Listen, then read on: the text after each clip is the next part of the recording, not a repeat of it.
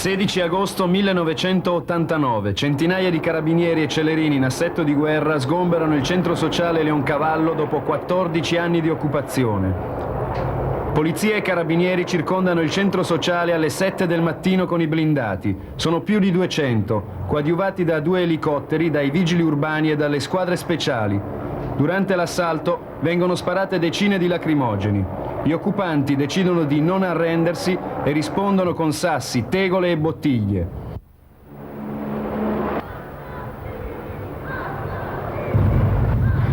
La battaglia si protrae per 1 ora e mezza e si conclude con 26 compagni arrestati e 55 fermati, tra i quali 3 feriti in seguito ai pestaggi e alle manganellate delle forze dell'ordine.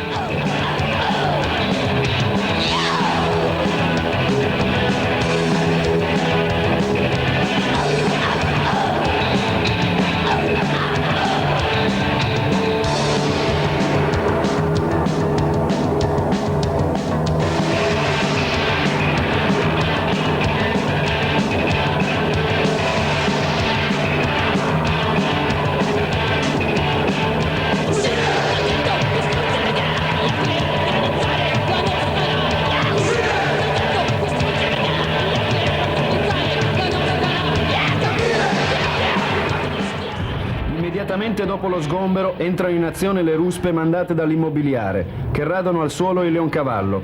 La Scotti Immobiliare e la Impredimi, proprietarie dell'area, pensano di avere chiuso la partita.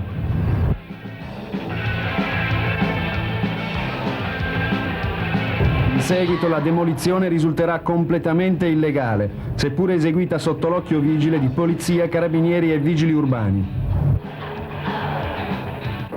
Quando ci hanno preso in questo palazzo disabitato in costruzione, in basso, ci eravamo arresi con 3 poliziotti che ci puntavano le pistole addosso praticamente. Io mi chiamo Chetti, sono stata picchiata da dei poliziotti con una manganellata sul naso e mi è stato rotto il setto nasale. Sono entrati carabinieri e poliziotti e hanno dato una manganellata subito a freddo appunto alla Chetti, così senza motivo. Poi hanno cominciato a insultarci, alle ragazze, troie, puttane, vi ficchiamo il manganello nel culo e cose di questo tipo.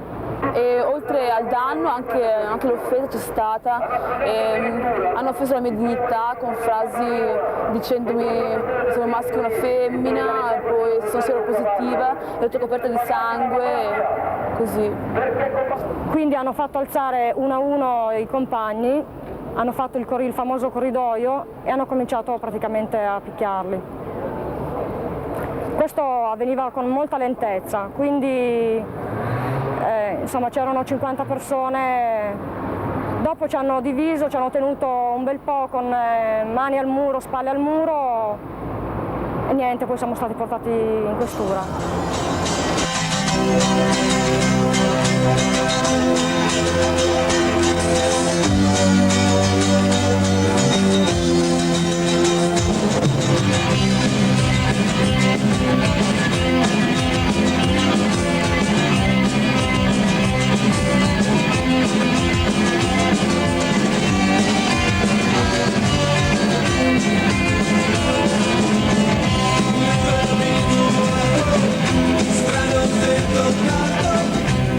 Dopo 14 anni di lotte, iniziative, concerti, per le migliaia di giovani che sono passate per il centro sociale, il fatto di resistere fino in fondo allo sgombero costituisce un segnale politico preciso di determinazione, che rimette in discussione la cultura della sconfitta. I padroni della città con questa operazione di guerra pensavano di dare una risposta all'enorme attenzione che la 3 giorni di Parco Lambro contro l'eroina e la polizia ha creato in un'intera area sociale. Le proposte di legge sulla droga mascherano in realtà la solita filosofia liberticida reazionaria, ampliando sia il controllo sociale che la diffusione e il guadagno sull'eroina. Dall'esperienza di Parco Lambro è uscita però un'indicazione diversa di lotta all'eroina, la stessa che vede il Leoncavallo impegnato già da molti anni, fin da quando nel 78 Fausto e Iaio, compagni del centro, sono stati uccisi dagli spacciatori fascisti del quartiere.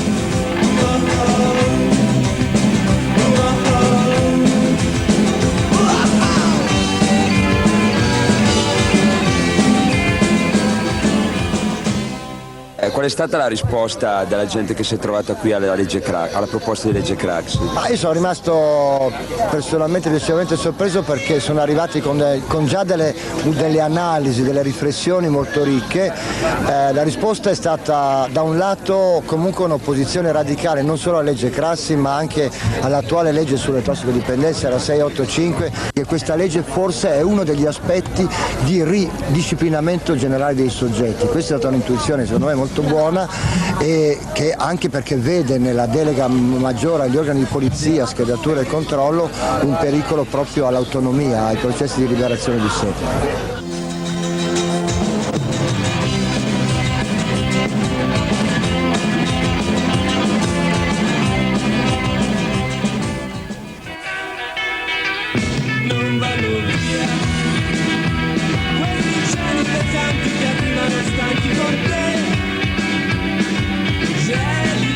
Lo sgombero del centro sociale Leoncavallo è stata una dimostrazione di forza. L'apparato politico ha voluto stabilire chiaramente il proprio potere militare sulla città. Le immobiliari, con le loro ruspe, hanno voluto affermare il proprio insindacabile clientelare diritto di decidere vita e morte di questa città, a soli fini di lucro, progettando e costruendo, secondo i propri piani, megacentri direzionali sulle macerie dei centri sociali. Tutti pensano di poter cancellare 14 anni di storia e di lotta, distruggerli deliberatamente, radere al suolo con un'azione di stampo prettamente mafioso una realtà scomoda, un covo di emarginazione sociale, troppo poco rispettabile da presentare all'Europa. I principali responsabili politici di questa situazione e di questo sgombero, prudentemente e calcolatamente assenti per l'occasione, non hanno però ben calcolato gli effetti della loro azione di guerra, la reazione che stavano per provocare. Nonostante la scelta precisa dei tempi, sabato 19 agosto, dopo 3 giorni, sfila per le strade di Milano un corteo di 4.000 compagni, giunti da tutta Italia e dall'Europa, come non succedeva da anni, contro lo sgombero ed a favore della ricostruzione del Leoncavallo. Non solo non è riuscito il progetto di stroncare sul nascere ogni ripresa di lotta reale all'emarginazione, all'eroina, alla solitudine dei quartieri ghetto, ma ancor più ora si sono ampliate le contraddizioni e il bisogno di spazi sociali autogestiti. Siamo solo all'inizio di una lotta. Il segnale politico lanciato con la 3 giorni di Parco Lambro, con la resistenza e la ricostruzione del Leoncavallo, non andrà perso. Il 23 e 24 settembre in Piazza Vetra, un altro posto ben noto per essere alternativamente occupato da spacciatori di eroina e retate della polizia, è in programma una 2 giorni nazionale aperta a delegazioni da tutta Europa, per diffondere comunicazione, per riaffermare il diritto alla socialità ed all'autogestione contro chiunque vorrebbe tapparci la bocca.